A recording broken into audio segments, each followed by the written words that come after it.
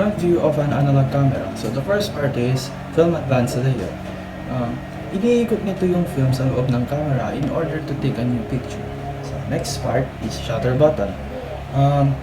Opens and closes the shutter and takes the photograph. So, next one is lens. So, ang lens nag-enhance ng zoom capability and focal length sa camera. This also allows to intercharge the light sa camera. Next one, shutter speed dial. Indicates the speed sa pagbukas at sara ng shutter.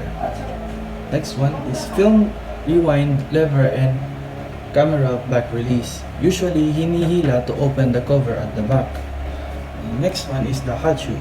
Here, dito usually nilalagay yung flash and other camera accessories. So, back view of an analog camera. So, first part is back.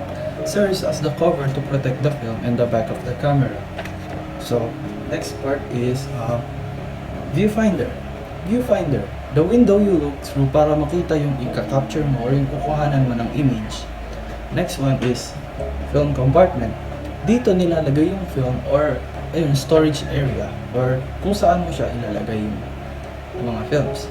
Next one is film take-up reel. It is here where the film reader is pulled pag bagong lagay lang sa film. Compartment, para automatic umiikot o mag-flow ang film pag sinira ang back cover.